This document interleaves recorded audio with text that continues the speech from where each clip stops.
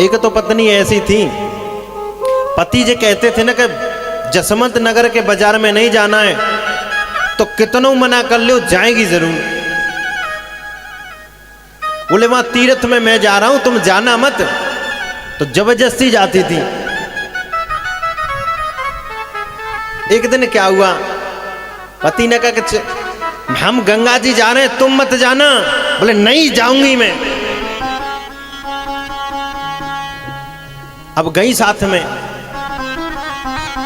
अब पति ने कहा कि सुनो, गंगा जी में मां गहरा पानी है, मां मत जाना। और बोले नहीं जाऊंगी, और गंगा जी में बीच में पहुंच गई और बह गई। अब उसमें डूब गई जब गंगा जी में, तो पति जाकर के जब बीच में गया तो उल्टी धार में देख रहा है।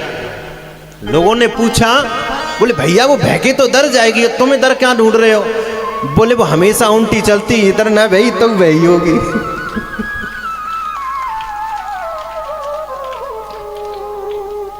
तो एक सा जीवन साथी मिलना बहुत बड़ा मुश्किल है प्यारे।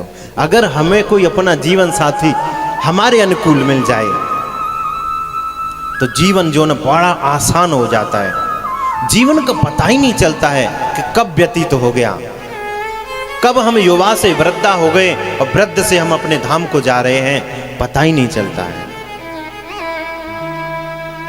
पत्नी का तो कर्तव्य है, अगर पति थोड़ी सी भी गुस्सा अगर कर रहे हैं तो कृपा करके ऐसा ही करना चाहिए कि वहां शांत होना चाहिए, न कि लड़ाई झगड़ा करना चाहिए। जीवन की जो ग्रस्त है ना, इसे काटना बड़ा मुश्किल होता है। ऐसे समझो कि जो मोटरसाइकिल है ना, इस पर जब हम सवार होकर के जा रहे हैं, बाजार के लिए जाएं, अपनी यात्रा के लिए जाएं, कहीं जाएं, और हम उस पर बैठे हुए, अगर एक टायर में अगर पंचर हो जाए या हवा हो जाए तो क्या यात्रा कर पाओगे? नहीं हो पाएगी प्यारे। तो ऐसे ही प्यारे हो, जो आपकी जो औलाद है ना, वो मोटरसाइकिल पे बैठी हुई है, यानी आपके ही सहारे है। अगर दोनों में मतभेद है या दोनों एक दूसरे के सहारे से नहीं चल रहे तो यात्रा होने वाली नहीं है। तो प्रयास किया करो कि एक दूसरे की बात माननी चाहिए।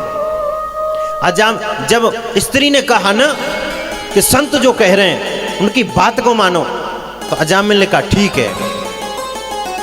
कितना अत्याचारी व्यक्ति था वो, लेकिन पत्नी ने कहा कि नहीं, संत हैं यहां नहीं, उनकी सुन लो। तो प्यारेओ, जो संत महापुरुष जो होते हैं ना, बुद्ध पुरुष जो होते हैं, हमारे गुरुजन जो होते हैं, माता पिता और गुरु, एक बहुत प्यारी बात बता के जा रहा हूं मैं प्यारेओ।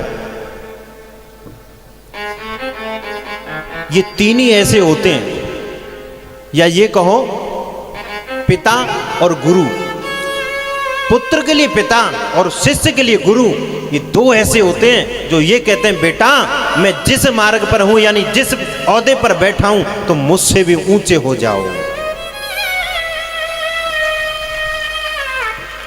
यहां तक कि आपका भाई भी होगा ना, तो भी ये कहेगा कि हमेशा इसे मैं दबा करके रखूं, ये मेरे नीचे ही काम करे। हमें लगता है जब बाप डांटते हैं ना, तो लगता है कि साजी हमारा दुश्मन है। जब गुरु डांटते हैं ना, शिष्य को लगता है कि गुरुजी ने मुझे ही डांटा है, उसको नहीं डांटा है। तो प्यारेओ, जो पत्थर छेनी हथौड़ों की मार सहन कर जाएगा तो मंदिर में पूजने योग्य हो जाएगा, और अगर छेनी हथौड़ों की मार नहीं सहन किया तो प्यारेओ नालियों में ही लगाए जाओगे। अब हमें चयन करना है कि नाली का पत्थर बनना है या उस मंदिर में बैठ करके लड्डू और इनका प्रसाद ग्रहण करना है।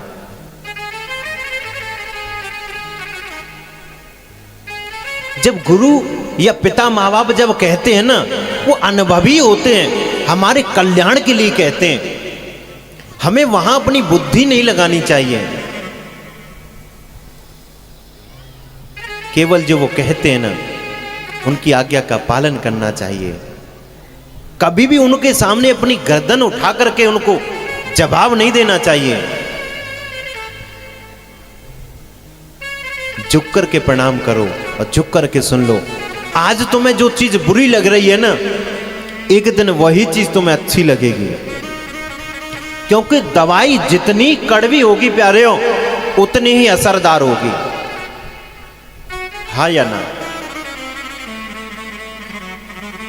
और प्यारेओ, हम तो केवल कह सकते हैं,